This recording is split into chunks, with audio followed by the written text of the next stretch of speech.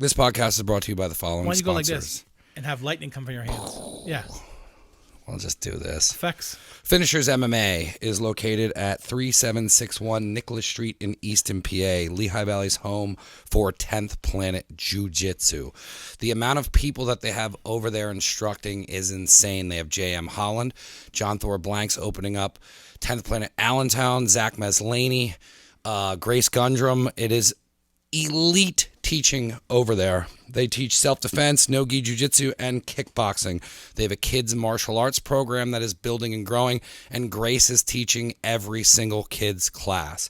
Get over there. They are the biggest killers in the game. That's 3761 Nicholas Street in Easton, PA. Do you have anything to interject? You didn't let me talk. I don't know. No, I would like trying to get quicker on that. But they have multiple schools, and it's www.finishersmma.com.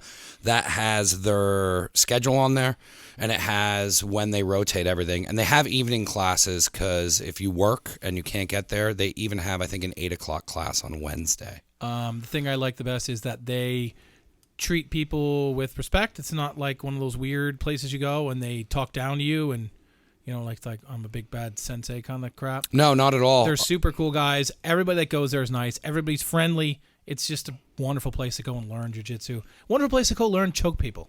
Yeah. Just go choke some people. Every time I've been over there, and I get a little intimidated sometimes going into classes like that, even like going to the gym or like the Y, I get a little uncomfortable, and they make you feel at home there. Super professional. The guys have been doing it for a while. Zach, JM, and Thor all have their black belts. So and they have crazy top-notch equipment. Everything is awesome. It's not some... Yep. Every now and then they do awesome. It's an awesome place. Seminars and stuff there too. So check it out. It's finishersmma.com, and they are located at 3761 Nicholas Street in Easton, PA. Their social media is everywhere, so you can go find them. And thank you guys for being a sponsor. Taylor Edge Wood Company. Drew Hoagland. They make handmade and local crafting and bringing you gorgeous custom wood design. If you're looking for a custom table, nightstand, countertop, and more, they can help you. Drew made this table and that desk. A lot of people always have asked us who did this, and it was Taylor Edge Wood Company. Their social media you can find is Taylor Edge Wood Co. on Facebook and Instagram. Instagram has a lot of the pictures and stuff. That's the best place to follow them. They just got the website up. It should be running by the time this airs, but that's tayloredgewoodco.com, and he's going to have cutting boards on there. Their T-shirts are really cool. I know they're doing fall shirts for that, and he's just a stand-up guy. He's done nothing but help the show since day one and has really ultimate crafting. Yeah, if you're looking to get something different for your home and you don't want to have the same boring home with the same boring box store, stupid tables that are particle board that are wrapped in crappy vinyl stuff, check him out. He'll come and give you an estimate, let you pick out whatever you want. He's a crazy nut for black walnut, and he loves the stuff, the smell of it. He's obsessed with it. Crazy. It's a little awkward, but he's very very talented. And like I said, if you want something custom and nothing says that you're cool, then I have a damn custom table and you don't. Yeah, and you get professional quotes, and he's also got that he's going to be having that on the website where you'll be able to get quotes off of there. So if you're looking for top-notch, locally sourced, everything's out of Pennsylvania. Yeah, support local people. Yeah, so hit them up. You can hit up tayloredgewoodco@gmail.com for any inquiries on what you need. Instagram's a good way to get a hold of him, and he runs it with his wife. So they're super local to us, and they helped us out since the beginning. So please go check them out, and thank you for being a sponsor. All right, our next sponsor is All Valley Rooter and Plumbing. Jared LaBarba. I've been friends with Jared for almost my entire life, and he came down to the studio looking to sponsor, and we had a long conversation, and he wanted help building in the Nazareth area. He has a lot of work in the Lehigh Valley, but he specifically wanted to get into Nazareth, and we have a really big reach in Nazareth. It's not a big place, but we do have bigger reach than anyone else here. We control the whole We town. own Nazareth. But Jared went through his whole story and told me everything he's doing, and his plumbing is top notch. Yes. They do faucet repair, sub pump replacement, sink installation, pipe installation, leaks, toilet repair, and more. They have 24-hour service, 365 days a year. They charge by the job, not the hour. All services come with a 1-year warranty and guarantee. He's going to be our plumber from now on if we have any problems with the sink and whatnot. Yeah. Having plumbing issues is probably one of the biggest headaches ever.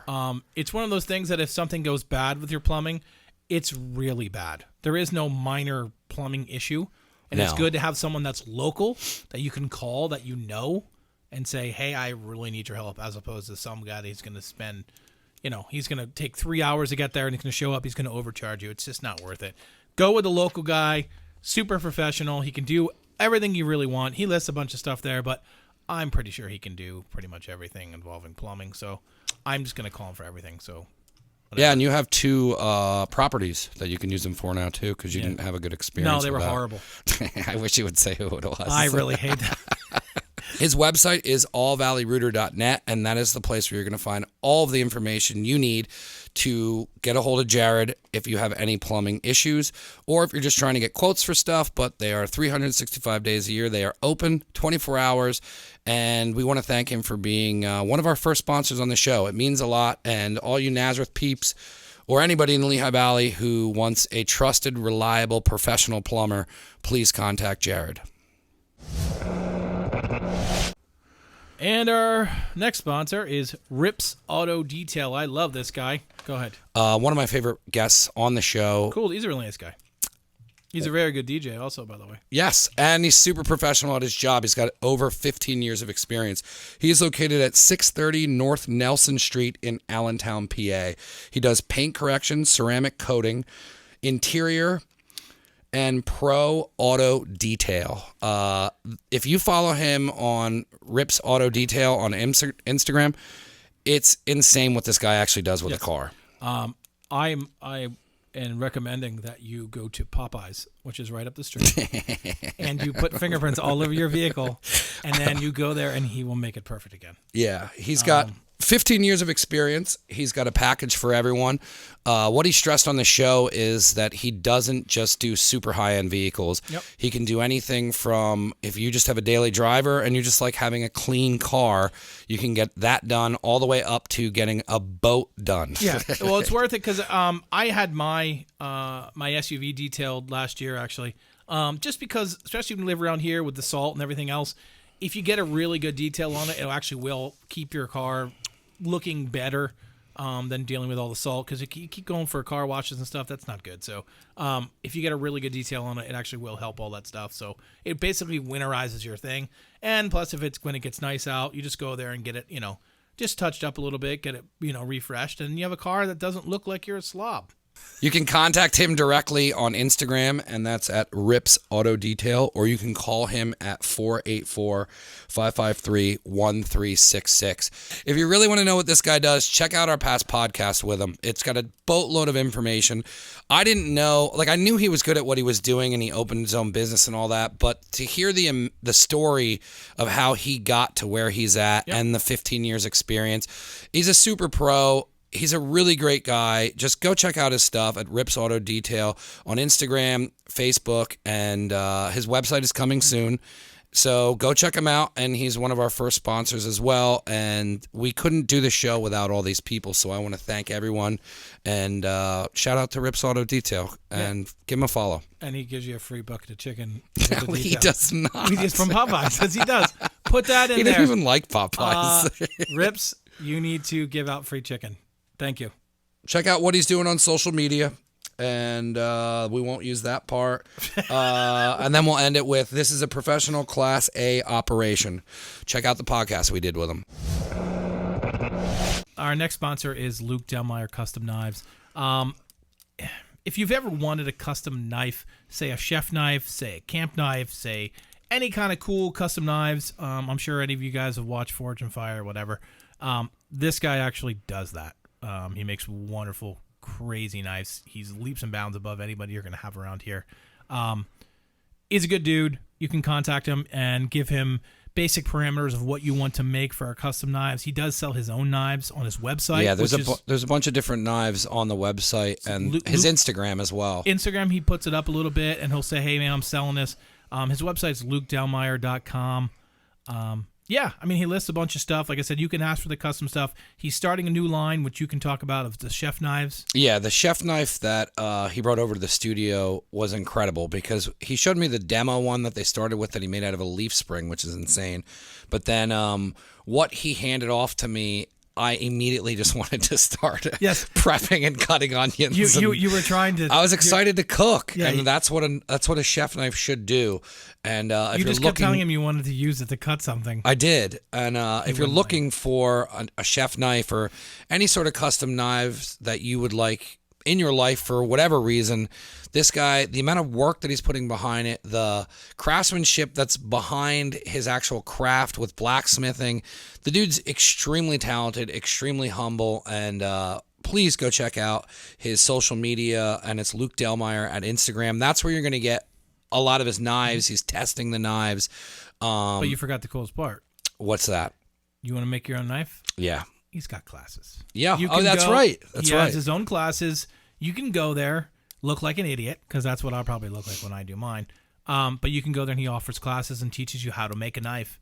And I think that's awesome because there is no one and nowhere in this area that does that. No. And if you're looking for a custom knife of any range, whether it's something that you're just looking for hiking, or if you're looking for a chef knife, or you're just looking to collect something as a hobby, go check out his social media, check out his webpage, get in touch with him, and see which knife is right for you. And that's lukedelmeyer.com. And thank you for being a sponsor. Never Again Radio, episode 54. I usually hit the fucking microphone. How are you, man? I'm doing pretty good. How about yourself? Good, man. It was fucking too goddamn muggy out lately. It's disgusting. Smacks me in the face every time I step out of the shop. You are Oak&Iron. Correct. I don't even know how I started following you. I don't know if somebody shared it, or I don't know how I came across it, but it was when you were first starting to do, I think it was like a basement remodel. This was like maybe a year or so ago. Yeah, I did a big bar. Yeah. We had like the barrels and whatnot, and then I was like, oh shit. And then I liked you were doing a lot of the iron work as well, which is the Oak&Iron. Correct. How did you get into that field at all? Because you weren't doing, like, that wasn't a full-time job for you? No, it wasn't. I started Oak&Iron 2018 roughly. I was working as a mechanical engineer for a couple of years. I went to Millersville University, and then I did all kinds of odd engineering jobs after college. And then in around 2018, people were reaching out to me, hey, can you make this for me? Can you make that for me? Were you posting stuff that were you family and friends? No, only thing I posted, I started a hot rod. And oh yeah, that thing's crazy too. I want to get into that. Thank you. Yeah, so when I started that project, I'm like, well, I'm going to get 3,000 hours into a project. I better start taking pictures and putting it out there. So I got on Instagram at that point. And then I had friends reach out and say, hey, can you make me an entertainment center? Started building furniture. Again, I've been doing it my entire life, but I started getting really into it. And then seeing what everybody else is putting on Instagram. And I kind of got to a point where I said, well, I enjoy doing this. Maybe I could do this full time. Yeah. And my dad passed away about 3 years ago. And my uncle said to me at Thanksgiving or something, he's like, why are you still working for the man? He said, you have the skills. Why don't you do this on your own?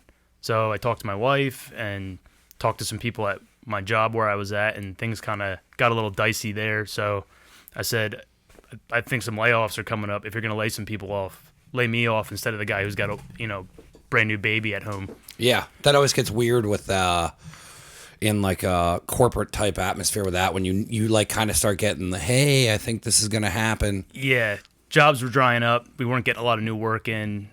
So I threw my hat in and I said, hey, if you're going to lay somebody off, make it me. Yeah. So I got laid off, took 6 months of unemployment, and I started full-time Oak&Iron in December of 2019.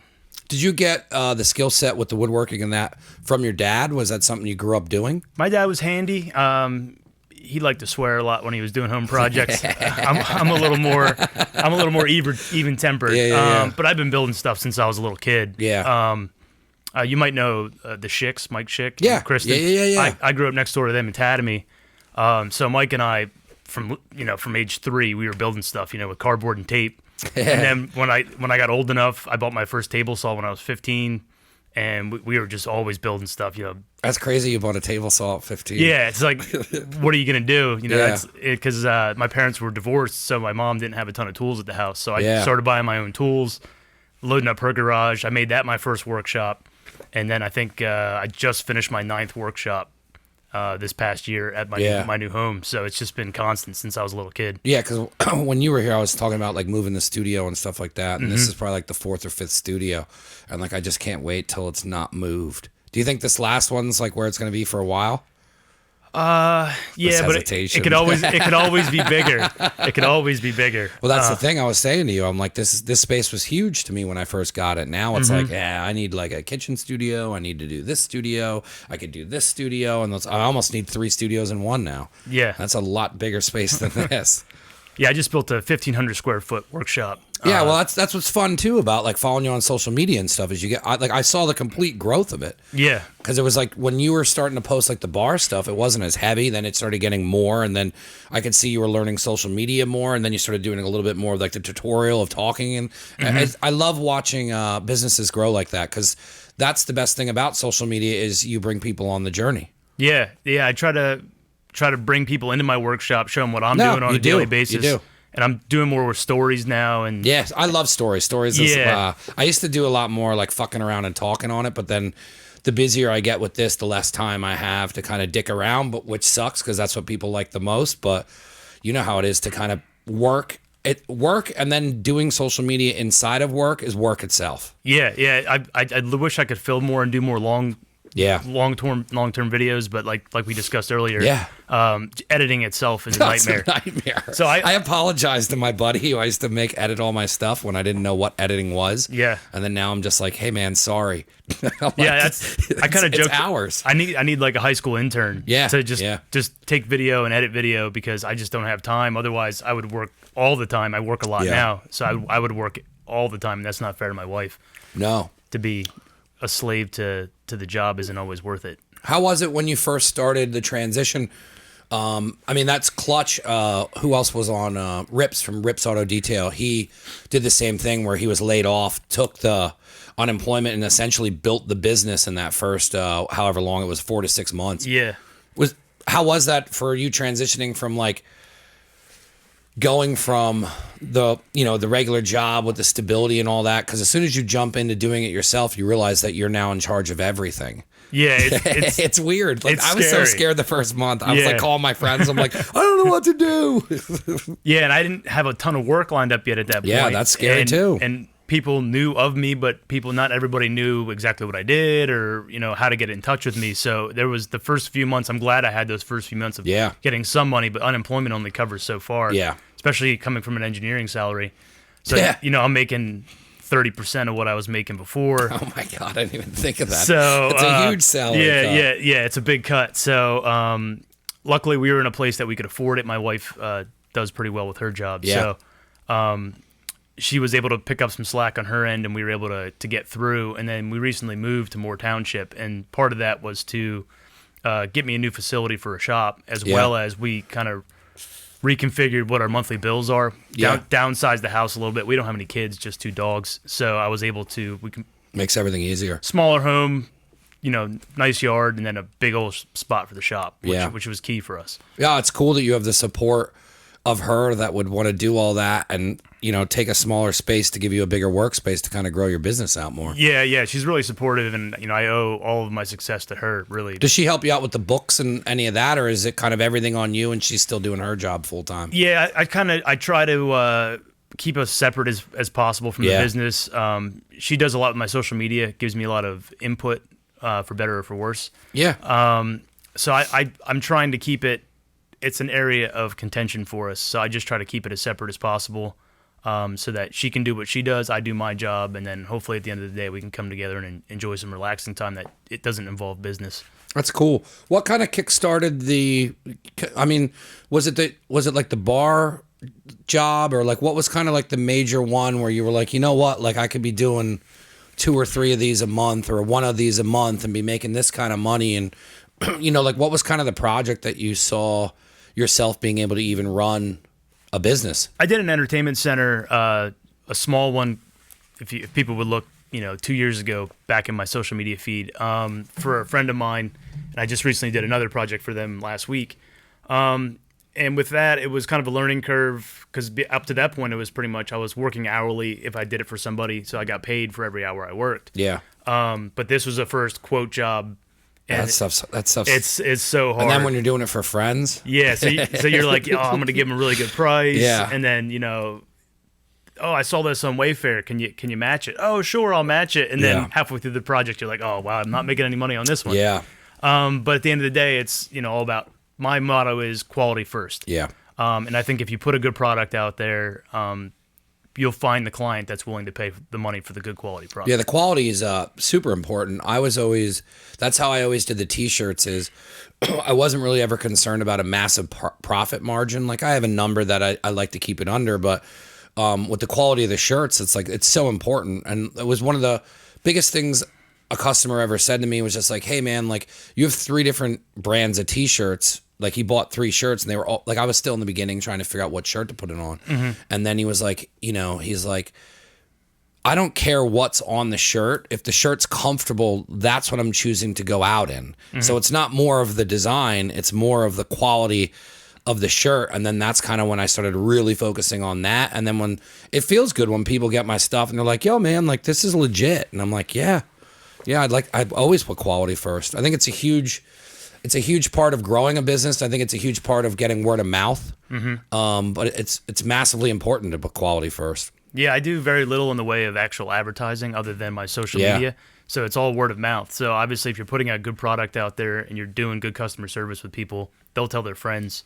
Yeah. And then that's the best way to get business, I think. No, word of mouth, I love that. I love getting like a reference and then someone had talked highly of you and then, it's not like, hey, I saw you on this and then they, try and beat you down on a price. It's like if somebody knows coming into it what to expect and what they're going to get out of it, it's 10 times easier to even handle business that way. Yeah, definitely.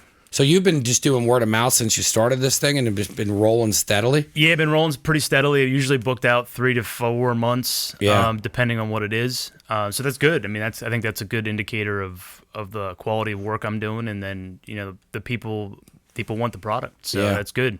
How did you get into the iron work? Because woodworking. I know a lot of people that are involved in it, but then when I see the stuff you're doing with the iron work, I'm like, man, that's a really awesome quality. Or not quality, but an awesome add-on to be doing with the woodworking. I think that was the main thing that let me know that, hey, I can probably do this and be competitive because there's a lot of guys out there who are doing straight metal or straight wood. Yeah. And I knew I could bring it together and do it in a really cool way. In college, I went to Millersville University, so I studied there for mechanical technology and manufacturing. And there in the program, you learn a little bit of everything. So I learned how became pretty good at welding. Yeah. And then also machining and things of that nature, fabrication. And then, everything after that's just been home projects. And my first job, I was actually a lab technician for an engineering firm. So engineers would design crazy stuff. We built like satellite cooling and military cooling for the Army and stuff. So I would design with the team, and then I would actually build the prototypes. So in there, I became really good at TIG welding. It was all because I was going to ask like where the design, because there is a lot of like really unique style stuff you do with blending the oak and the iron, and I'm like, man, like he's got like such an artistic look. Is that from doing a lot of design stuff? Were you into art growing up? Well, I mean, you have tattoos, so I mean, like where did that come from with like your art background and wanting to be kind of creative on that end? Yeah, I've always been kind of like, my mom's a little artsy, so I think I get that from her. And then I've been designing and utilizing SolidWorks as the program I use. It's a 3D design software based for engineering. I learned that at my first job, and then I've been using that since 2005. So you use that program then to now design custom furniture. Yeah, and it's way overpowered for what I'm using it for. A lot of guys are using SketchUp, which is a Google product. This is extremely expensive. Ooh, you're right, man. Extremely expensive That's a great software. idea to wrap this in that. It's not loud at all for audio. Yeah. No reverb whatsoever. We like touched the table the first time we hooked it up and it just goes, whoa. And I was like, fuck. Yeah, so I use this 3D design software, Yeah. SolidWorks, and I worked out a deal with the company that I'm part of an entrepreneur program. So I get it first year is free, and then I pay a little bit Yeah. going forward. But normally it's like $7,000 a year. So that's obviously a big expense to the average commercial yeah. user. What was it like when you kind of realized that you could start applying the engineering end of it and the design end of it and kind of like all the stuff you went to school for? How was that when you kind of opened the door to be like, damn, man, like I can apply all this shit to woodworking, ironwork, and like start making all this crazy creative stuff? I mean, that had to feel nuts to be able to be like, because I'm sure it's just a rabbit hole that you Yeah. can apply all that stuff for. That's not like what you said, like the just job end of it. Now you can take those skill sets and work really creative stuff with it. Yeah, it's been really nice. I mean, obviously throughout my career as an engineer, I would just design something and then I would hand it to the fab shop and they would take care of it on their end. So I've always had a good direct relationship with designing versus building. So now when having my own shop and going up on my own, it's tools that I obviously purchased myself. So you're limited by what equipment you have. So I had to get used to not having a giant CNC plasma laser, and a giant and a sheet metal shop to design for. Now I'm all right. What can I do with hand tools? And I have a pretty nice setup, but beyond where I'm at, the prices goes through the roof. Yeah. Some machines are $100,000 to $500,000. So obviously I'm not buying those. But I just picked up a CNC plasma cutter. Yeah, I started seeing, that's the cool stuff too, where I started seeing, and like how we were mentioning Russell built, like when you watch, like watching his stuff grow and like all the new tools he picks up, and then you start seeing what they actually use the tools for. It's cool to watch on social media when you see companies grow. Yeah, and that's one of the tools that I'm most excited about. The guy who I was buying my CNC parts from recently moved out of his apartment to a new place, and he said, I can't cut stuff for you anymore, but do you want to buy my machine? He gave me a good price, so I said, yeah, I'll buy it. I don't know. And then did you have to teach yourself how to do that? I'm in the process, yeah. How is it? I cut a few parts. It's not too bad. It utilizes a software that's very similar to SolidWorks. It uses Fusion 360. So I design it in one program and then export it over, and then there's different tool paths and things you got to set up when you're in that program to actually show the laser where to cut. So there's a lot to it. Oh, it's nuts. But I've done CNC programming in college with other kinds of machines. So it all kind of ties together. I'll be able to pick it up, but it's just a matter of sitting down and taking a couple hours and really figuring it out. But then the sky's the limit on what you can design. Yeah, that's what I was going to say is when you get it dialed in, you can really do whatever you want. Yeah, similar to stuff that Russell Built's doing, signage and some really high-end cool things. Do you feel like once you have that mastered, you're going to start opening up to more things like doing signs or like, are you going to keep it to kind of the same style you're doing? Or like, where do you see this at its massive full potential? Like, what other things do you want to do with it? Ideally, I'm just going to be a custom made to order shop. Yeah. There's less risk that way, and you're not sitting on a ton of inventory, making things that people don't want necessarily. Have you got into that where you're like made some coffee tables and try and move them? Or like, have you always just kind of been, I mean, most of the projects it seems that you're getting are pretty extensive, large projects. Yeah, most of it's, dining room tables and kitchen sets and things of that nature. I'm that big bar. There's some things, I have a few ideas floating in my head that I'm willing to take the risk. There's not too much money involved on my end, on the front end, and if I don't sell it right away, no big deal. So I have a few coffee tables that if I ever do slow down, I'll probably crank a few of those out.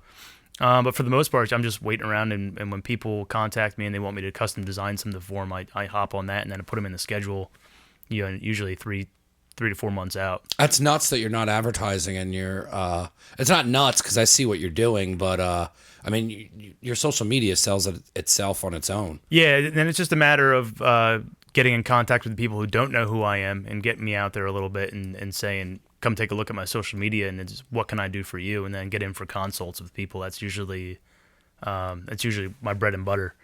So but coming on podcasts like this is, I think, a good way for me to get out in the Lehigh Valley and people that don't know who I am let them know a little bit about Yeah, I mean, that's why I and- like bringing people on. It's Yeah. a ton of content for the person that's coming on as well. Yeah. Like we had the pickle guys on that D's Pickles. They were out of Philly. And like he hit me up and he's like, dude, thank you so much. He's like, it was so much content I can get out of this. He's like, you pushed it. He's like, we got a bunch of pickle orders. He's like, our story's out there. And that was the whole point of doing this. Cause I remember when, you know, I'm still trying to push this show and still trying to get it out there. And it's just like, you know, it's exposure for me. All the people that know you that are going to watch the show now and then be like, oh, that's cool. He does that. And then follow that. And it's just kind of a piggyback system. But, I mean, we were talking earlier. It's not the easiest thing to get your name out there as well. No, and I think that's the thing that gave me the ultimate kick in the butt that said this is possible. It was social media. Yeah. Because, you know, I've had this dream in my mind since I was in high school. And, you know, that was, you know, we grew up before cell phones, before social media. Yeah. You know, MySpace was around back in the day. But The simpler times. yeah, but I just dated myself there. A couple kids went, "What's MySpace?"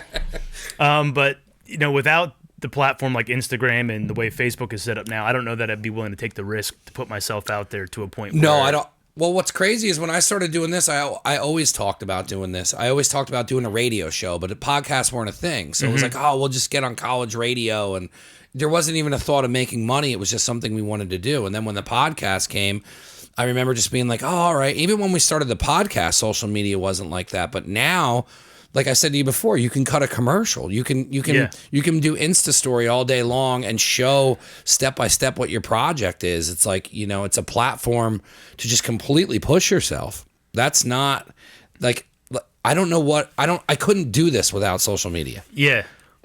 Like Yeah, it's- and with the insights too, it's nice because you get some quantitative feedback based Yeah. on what you're putting out there and Yeah. say, are people responding to this? Am I doing this the right way? Should I change it up a little bit? And then you can alter the way you're advertising or putting information out there Yeah. based on what the people want to see. It's such a massive tool. Because like I mean, you would have to get a storefront somewhere in like a busier area where they would just completely charge you like $3,000 a month, and then like what would you would have to put, like, I'm trying to think of how they used to do things, like the yellow pages.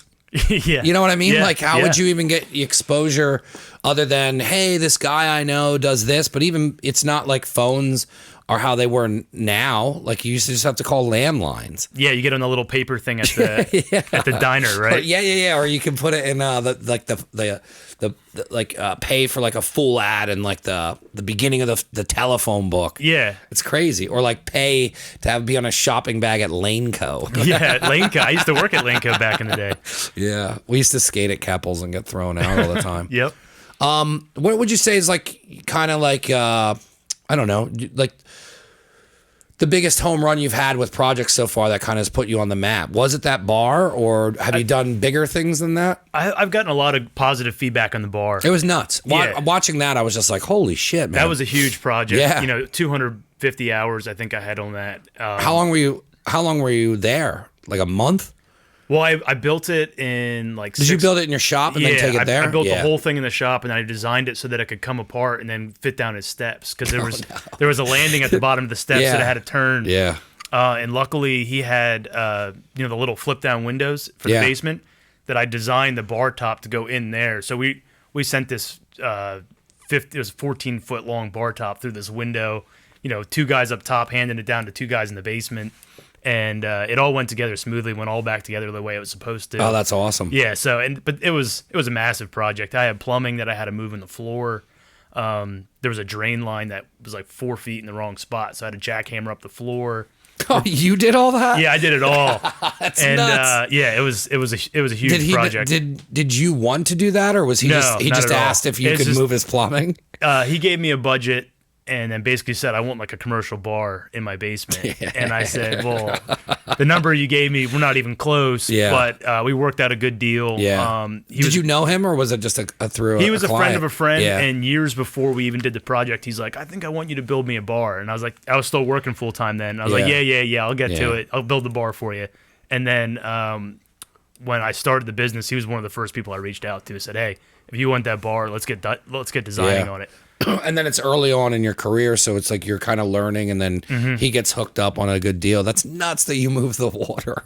Did you even know what you were doing with that, or have you ever done anything like that before? I flip homes with my uncle on the side, so I know every aspect of home improvement. You know, electrical, plumbing. I don't do them full time for anybody. I wouldn't dare call myself a plumber. But yeah, I can sweat pipe and whatever you got to do. Yeah, that's you have a very well-rounded skill set outside of doing this. It's making sense as to why the product looks as smooth as it does. Yeah, jack of all trades, master of none. Is pretty much what I call myself. But I mean, for you to be able to move the plumbing, like there's plenty of people that would have been like, dude, I'm not moving your fucking plumbing. Yeah, definitely.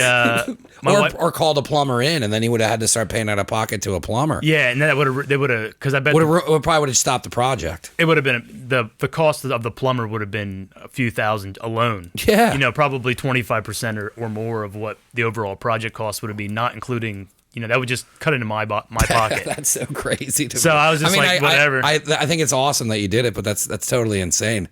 Good for you. How long were you flipping homes for? I still do it. My uncle buys 1 or 2 homes a year usually. And you just help him out? Yeah, so he calls me in. I either do the floor or put crown molding up, the stuff that involves a little more level of skill. Yeah. And he's pretty good. He's a jack of all trades himself. So he does most of the project, and then depending on how busy I am, I'll come in for a day or two and help him out. That's such a really cool way you grew up, with knowing and like learning just a shit ton of not only blue collar, but then high end like working stuff. Like you really touched all the bases with just having a general knowledge of just engineering, and then that's a killer. That's a really good skill set to acquire, and then to apply that for a business. It shows why it looks so much different than other people's. Yeah. I frequently have people reaching out to me. They'll show me a picture of, I saw this on Facebook. This guy's offering this coffee table for $300, and I tell them, hey, if that's what you want, you can buy off that guy. I can't compete with those prices, but I'm going to give you a far better product. Yeah. I'm going to be a little bit more, obviously, but I'm going to put everything I know into it, and I'm going to give you a one-of-a-kind piece. Yeah. That's meant for you, not, everybody's cranking up the same stuff over and over again. That's a lot of these Etsy guys. It's the same stuff over and over again, because that's where their wheelhouse is. They have one product. They crank out as many as possible. It keeps their costs low. Yeah. It enables them to give things at a lower cost. Yeah, they're buying bulk to build multiple projects of the same thing and then cranking it out on those things. It's totally different than having somebody come in custom and really go through an idea of what you want. Yeah, all my consultations with customers, I go into their home, I look at their existing furniture, and I try to build something that's going to match and complement their home decor. Or if they're in the process of renovating or doing anything, I try to help add to that part of the process and enhance what they have in mind. Where did you get that idea? Because it's not what everybody does, but where did that come from with trying to find, how did you get the idea to be well, I think we should, was it just what you were doing for your friends? But walking into somebody's home and being hey, I think we should do this and compliment it. Where did that come from? I've owned a bunch of homes. We were talking about real estate earlier, but I'm on my 6th home. So I've always kind of made my own furniture and renovated all my homes, and that's always kind of been in my wheelhouse. I helped my parents restore an old Victorian in Nazareth when we moved back in 93.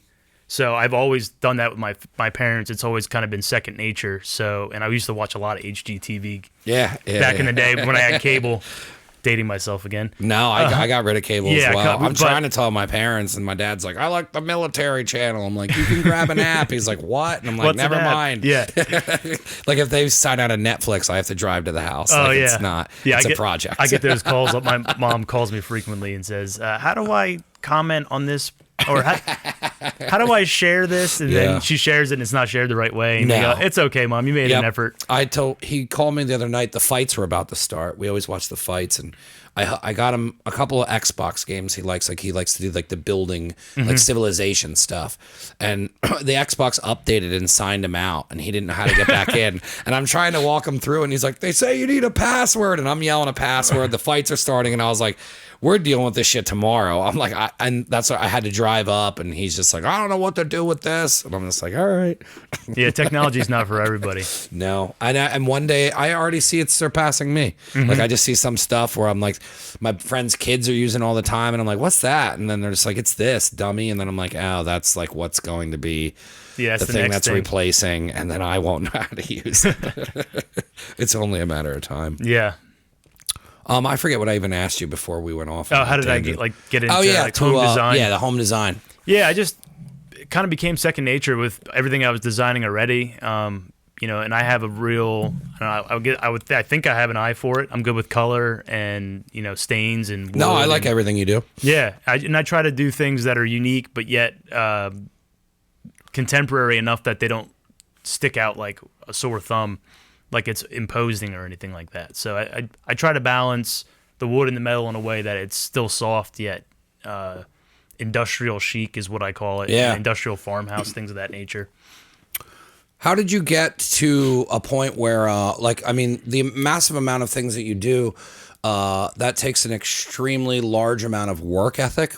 Like, the amount of shit that you mentioned that you're into, you do, the schooling that goes behind it, what's driving you nonstop to just constantly keep working? I think that comes from my dad. He always had a hard work ethic. If he was of the mindset that if you put your head down and you grind, eventually it'll all work out. And I've been doing that since I was a little kid, and I just continue to do that now. I mean, there's some weeks I try to work, 50 hours or less if possible, but some weeks, you go 60, 70 hours. You know what it's like having your own business. Yeah. Everyone always says, well, you wait till you run it, and then it's twice the amount of work. And then there's sometimes now where I have to stop myself, and I'm like recently I'm just like, okay, I'm not posting anything on Sundays, and I'm not doing shit on Sundays except for just recharging. Yeah. That's a good goal. Yeah. I mean, that's what I'm doing now too, is like, and that's what I'll get into as well, is how did it take you to structure your timeline? Because now it's like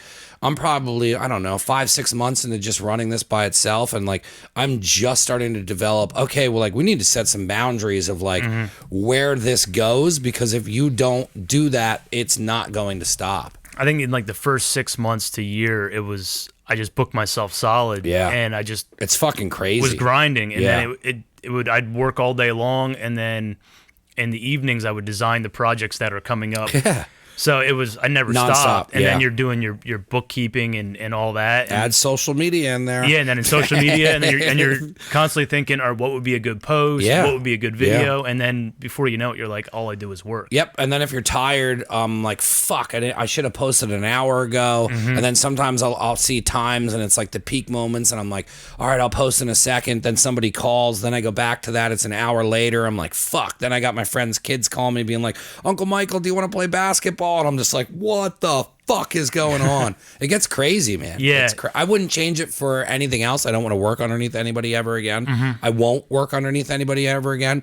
But it consumes your life. Yeah, and I call myself, I'm a hustler. You always got to hustle. You always got to be looking for the next whatever money to come in. So I'm always trying to plan jobs out, and I've gotten to a point now where I book 6 weeks solid, and then I usually give myself a week buffer. Yeah. So if everything's rolling good, I get a week to do home projects, and if things aren't going good, that week gets eaten up, and then I'm just working nonstop. So some weekends I work all weekend long. Some weekends I get a day or two for me and the wife and hang out with some friends. Especially hanging out with friends is kind of rare right now with everything going on. Oh no, that's been crazy. It's just started being where I had one of my business partners. It was I saw him yesterday for the first time since March. Yeah. Because it started and we had all these projects and everything stopped.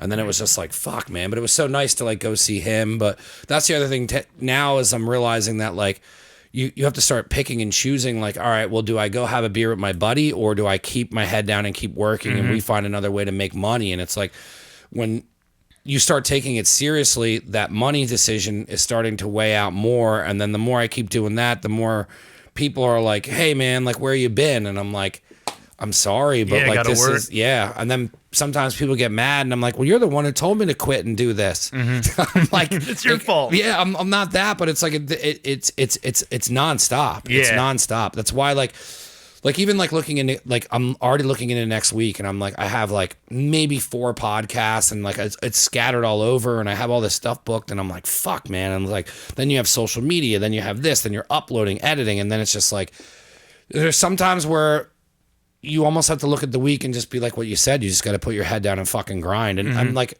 I noticed that with you when you telling me all that. So, cause I do it, but it's like, sometimes that's what you just have to do. You just have to put your fucking head down and be like, okay, 2 weeks go by and you're like, that was fucking crazy, but you need to get money. You need to get to goals. There's no one paying you. There's no structure. There's no one, you have to set all that shit up. And it's something, more of a corporate position. There might be 2 or 3 people in your position sharing work. And now you're at a spot where, hey, if you're not there working, it's not getting done. Yeah. And there's always somebody on the list that's waiting for their project. Yeah. And everybody, they're their own priority. So I can't just say, well, I'll get to you when I get to you. I got to say, hey, I committed to a time. Yeah. So I got to get all these other projects done before yours so that I can get to the time that we had talked about for your project.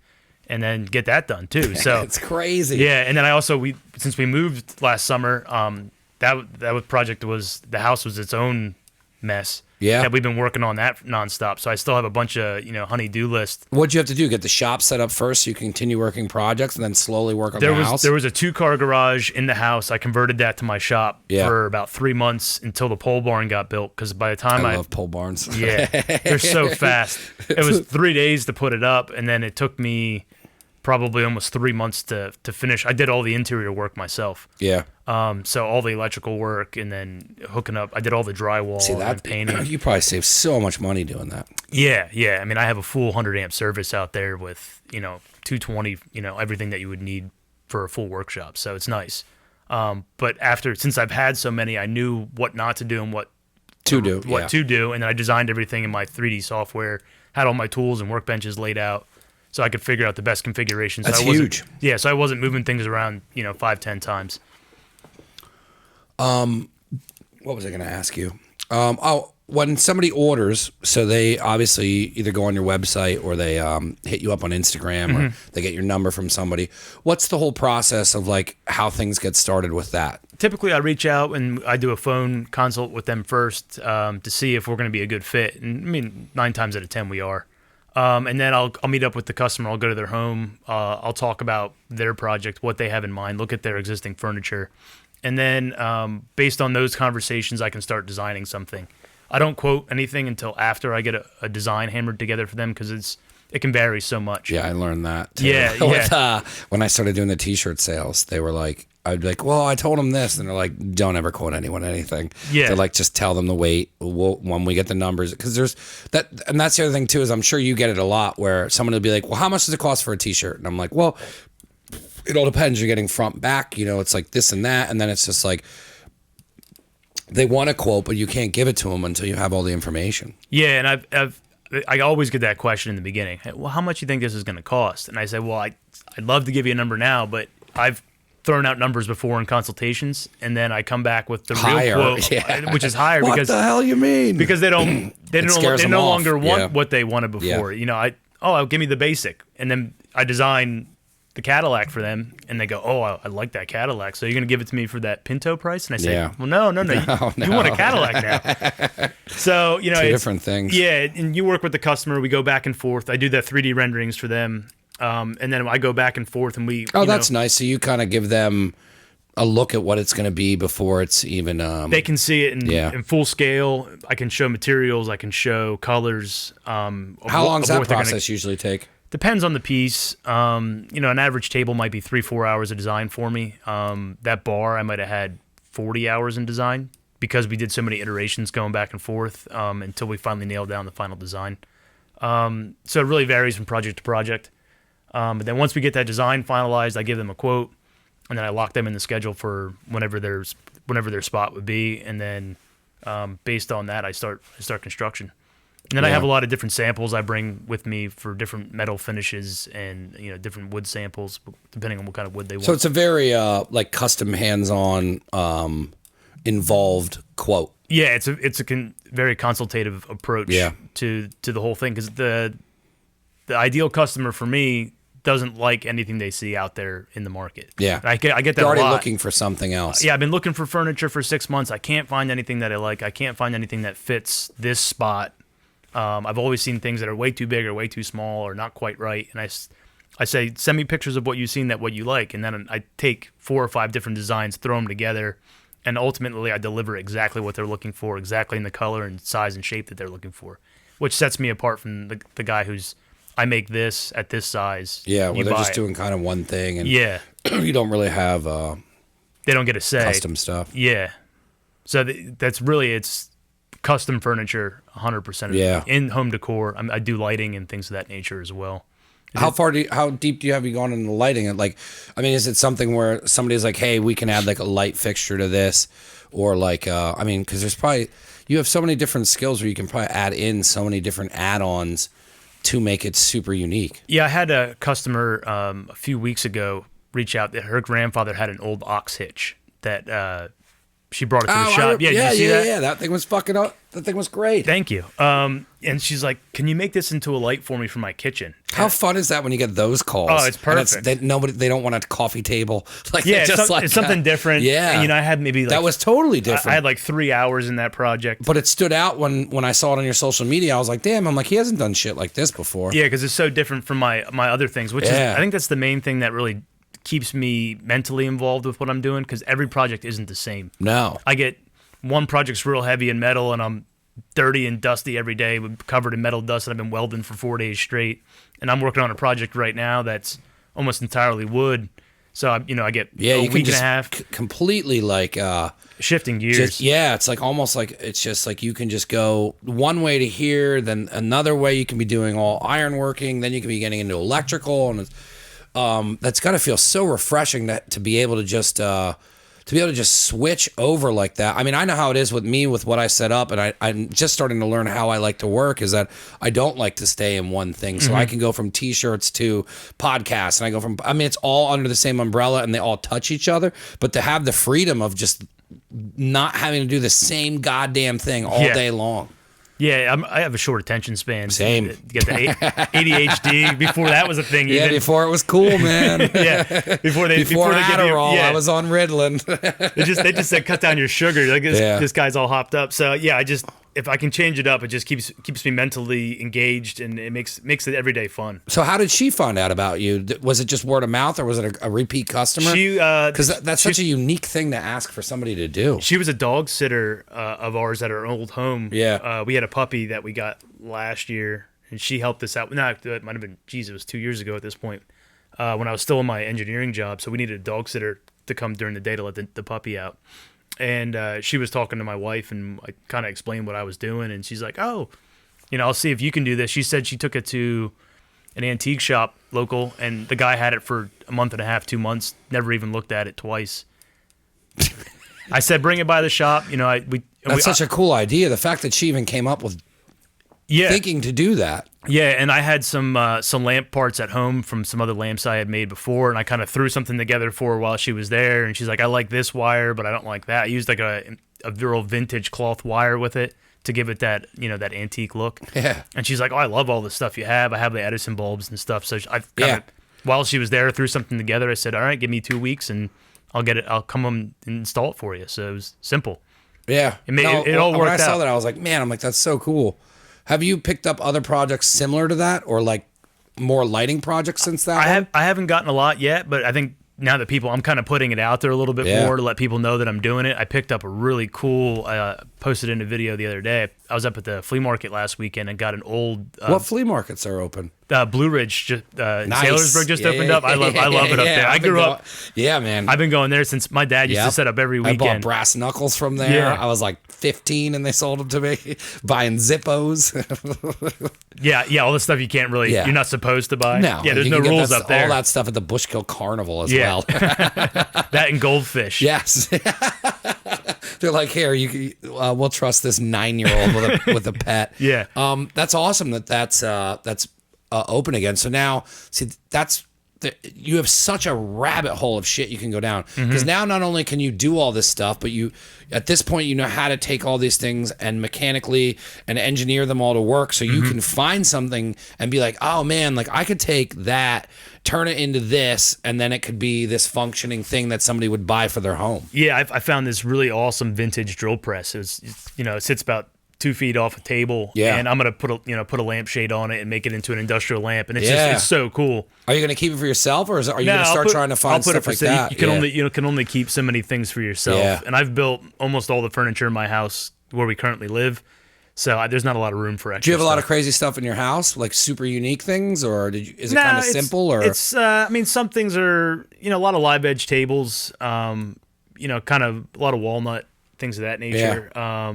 But my wife isn't as bold as I am with some design stuff, so I kind of keep things a little more vanilla, less rivets and more simple lines, things of that nature. How do you plan on doing the drill press? Like, what's your kind of vision on the whole project? I'm thinking just some kind of probably an Edison bulb up top with a metal cage set up, and then probably do a nice wooden base for it. Again, combining the wood and metal, but the thing's so perfect the way it is. It needs very little, which is nice.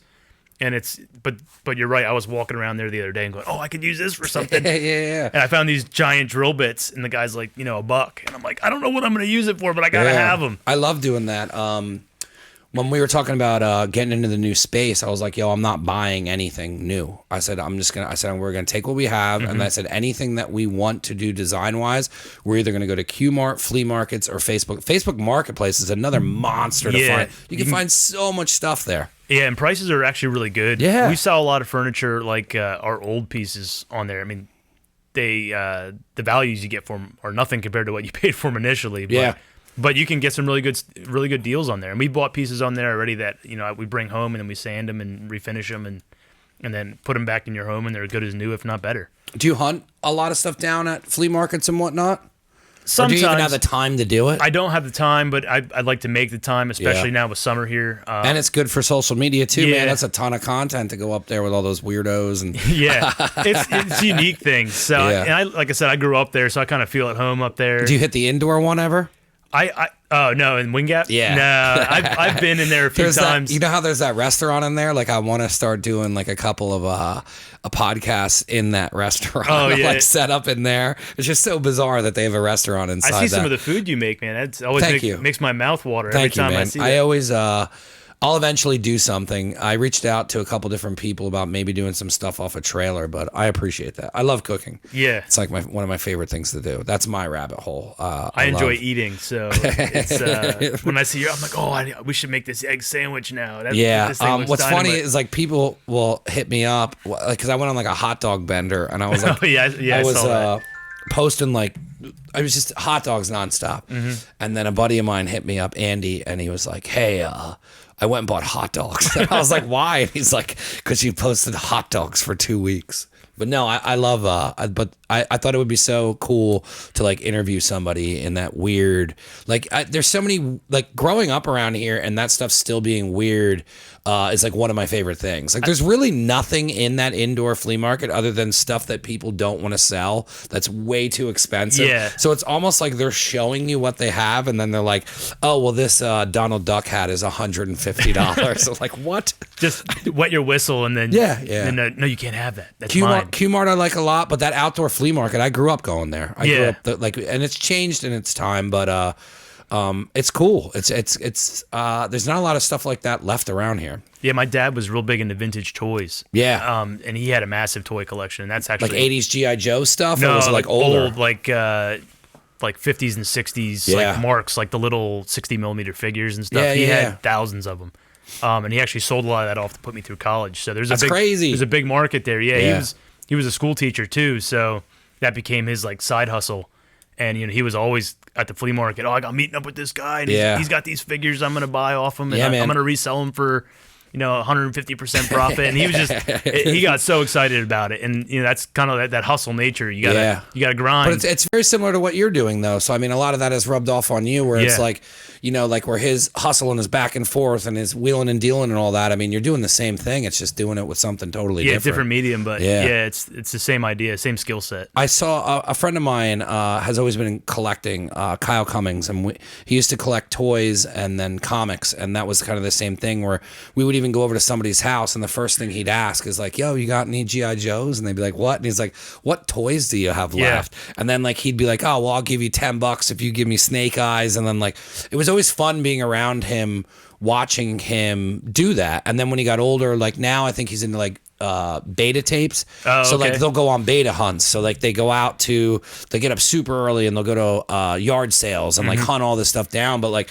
if you've never experienced doing that, like there's a rush to it. It's fun doing that. Like I wish I had more time to go to flea market. I actually want to make time to do that again. And then the haggling aspect. Yeah. I got a good deal. I was always bad at it. Everyone else was so good, and I was like, I'll give you $20. And my buddy's like, it was 10. What are you doing? He paid him double what he was asking for it. Yeah, I mean, that whole aspect of the hunt and all that stuff's cool. What's cool is that you can essentially take a break from work, go do that, but then still come home with things that'll make you money. Yeah, and if you buy them that way, they're a lot cheaper than if you're buying them new, and they already have rust and patina. Patina is the fancy word for rust. If they already got that element to it, so half the job's already done. You just got to figure out mentally how do you incorporate it into something in a cool way. Where do you see this going? What are your plans for? What's the end game with Oak&Iron? I mean, do you want to be constantly working outside on your home? Do you want it to be in, do you want a bigger pole barn? Like, where do you see this ending? I don't ever see myself trying to have a bunch of employees or anything. Yeah, it gets muddy. Yeah, it gets real muddy. I like to be in pretty much a one-man shop. Yeah, I have a guy who helps me part-time here and there, just sanding and some light work. But if anything, I would want to do fewer projects and do more advanced projects, really crazy stuff. What? Like what would you see as being a more advanced project? I have a design I threw up there the other day that's just a more intricate table base, other than a lot of these guys are just doing like a trapezoid steel tube table base, they kind of get a little old, something that's got a little bit more pizzazz to it. Definitely in that industrial vein, but more to look like more industrial, old furniture, old shop equipment, kind of focus on that end. Try to get the high end item of the table up a little bit, just be more unique and kind of separate myself from the pack a little bit, Do you do that often where you would have like a catalog almost somebody could scroll through, or if like you had something where somebody's looking for something and I don't know what I really want, and then you're just like, well, look, I'm trying to do these, like tattoo artists do that. Like, hey man, like here's my flash book. Like, would you like anything out of that? Yeah. Like, do you do something like that? I would, but I'd never build the same thing twice. Yeah. So if someone says, "Oh, I like that," I'll say, "Okay, well, I'll design one for you," because I don't want to make the same thing twice. It might just be a few tweaks here or there. Yeah. But every piece is unique. Because that's cool because every that, customer is yeah. unique. I mean, a lot of tattoo artists do that as well. Yeah, because you don't want to. The last thing you want on a tattoo is you walk up to somebody and go, "Oh, we have the same exact tattoo." And I know a couple people that happened to them where they were like, "Hey," like the person presented them like, "Hey man, like what do you think about this?" And then they liked it, and then later on saw, in his book that somebody else has the exact same tattoo, and she was like, "What the fuck?" Yeah, she's pissed. Yeah, that's a shame, especially with tattoos. That's rough. I have one piece of flash on me. Everything else is custom designed, and I kind of take that same thing into my work, and I want everybody's project to be one off, custom for them. So I mean, besides the custom work, and I kind of interrupted your final say on what you wanted to do with it, but like, where do you see it going? Like, do you see it being to the point where you're too busy where you're just like, fuck, or do you want to just keep it at a maintained level where you're just solidly packed, making really cool stuff and some good money? Yeah, I think I'd like to fill that niche for the area, at least for now, of 3 months booked out and cranking out high quality materials for everybody. I think eventually I'd like to move into Manhattan a little bit and get into the New York scene, because there's a lot more money involved up there. That's a fantastic idea. But there's more headaches involved with it in logistics as well. You're right, man. So I mean, ideally, that eventually that's where I'd like to go and start, getting a little bit. Would you more start money trying for to my go pieces. into the city to hustle, or would you move into the city? No, never. I'm not a city guy. I'm country folk. Well, you grew up in Bushko, right? Well, I grew up in Tatamy. Yeah. Tatamy back used when to be, Tatamy that was was like the Dukes of Hazzard back there. Yeah, back when it was cool. Now I know so many people are leaving. Yeah, well, all the cornfields that we hung out and then kids are all full of houses now. Sheets, Amazon. Yeah. Hotels. Yeah, it didn't look like that when I grew up there. No, I remember I hung out in Tatamy a couple times. It was very small community. It's like Chris Hendricks was down there, Josh Antanasio. Yeah, I'm friends with all those guys. Yeah. I mean, it wasn't that big of an area. Yeah, there was less than 1,000 people when I grew up there. Yeah, it's a shame. That was such a cool, unique, small town. My friend Jer lived there, and like they do the fireworks, and it literally felt like you were in some small southern town. Yeah, exactly. And then like now it's just each like other. traffic. Yep. Even the cop was so crazy, it kept crime out of there. Yeah, Phil. They had the one cop. The Chuck Norris. He was in Chuck Norris movies. You just wait for him to drive down the road and be like, oh, well, he's not going to be back around here for another 15 minutes. He stopped me for tint. He's got me a couple times. And they don't fuck. He doesn't fuck around. No. Like if he sees you again, you were getting pulled over, and he's like, "Hey, I pulled you over yesterday. Why isn't this taken care of?" I'm just like, "What?" It's like being yelled at by your parents. Yeah, getting scolded. So I mean, with where you see everything and just kind of keeping busy, and are you gonna kind of move into doing more pieces like the lamp and kind of like offer that online? Like, do you see yourself growing that way, or are you just gonna kind of keep changing it up how you are now? I'm probably gonna offer a few things that I think are cool and just put them out there for sale. But as long as I have the custom orders coming in, I don't have time for to even think about other projects. Yeah, so I didn't even think of that. You're so slammed with custom orders, even to have time to breathe to make that lamp or something simple. It would be you would have to sacrifice your own personal time just to make a few extra bucks. Yeah, and at the end of the day, money isn't everything. So as long as we can be comfortable and happy, I think again, just putting out high quality product, making decent enough money, and giving people a good deal. It's funny when you fall into that lane with money, like where you're at a job and you just end up becoming unhappy, and then like the money doesn't matter anymore. And then it's just like, well, for me anyways, and then it's like I remember being like miserable and it's redundant and not being able to be creative. And now where I'm at a place now where it's like I can get by, and I'm like, cool, I'm getting by on a podcast, and I'm getting by creating t-shirts, and like people like what I'm doing and they support me, and I'm like, I don't think about making a shitload of money, and like it's weird the way that priorities shift. Yeah, they really do. And like when you kind of become in this like comfortable place where you're doing your own thing and you're just able to be creative and you're just getting that energy out there, what you want and what you need just slowly starts shifting back and forth. Yeah, and once we realized, we watched a lot of that tiny house. You ever see that whole movement? Yeah. My wife and I got real deep into that rabbit hole for a while, and van life, living, and all that stuff. I just got into that. There's like when I saw like a couple of people making like these really dope like using the container, like the shipping containers, but then they like put them on top of each other, and then they like and it's enough space, and I'm like that's really fucking crazy how they did that. And then like they cut the one half off, so then like the top shipping containers, like the deck over top of the bottom one, like it's that stuff's I'm really into a lot of the design features on that, and a lot of how they use like a lot of windows and like create open space in a small space. That's a fantastic rabbit hole to go down at like 12:30 at night. Yeah. So after we, going down that, and you kind of realize take a look around, and we were in a big home. The typical, every home would be bigger than the last. Yeah. And we realized, why are we doing this? What's in it for us? And we said, okay, let's take a step back. Let's readjust. What do we want to do in life? We don't want to work forever. What makes sense?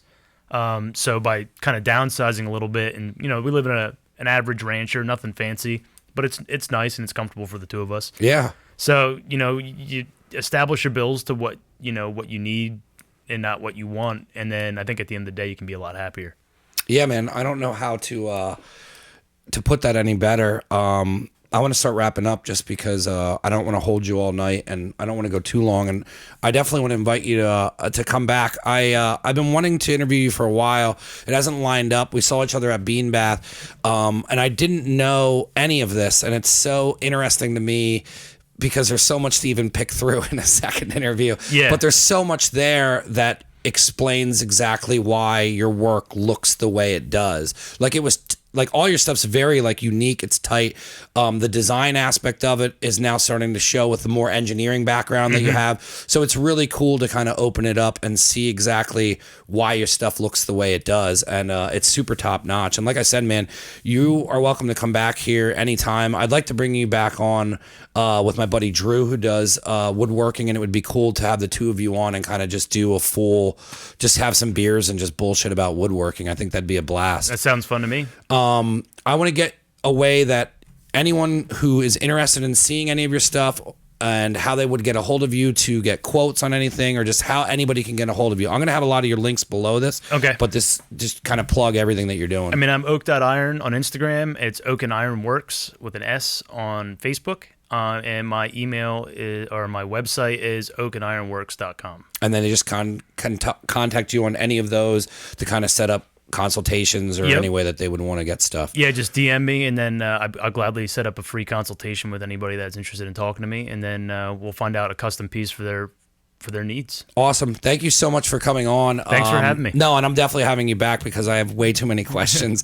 And it'll be fun to have Jesse on too, because I know he would have had a lot of stuff to say.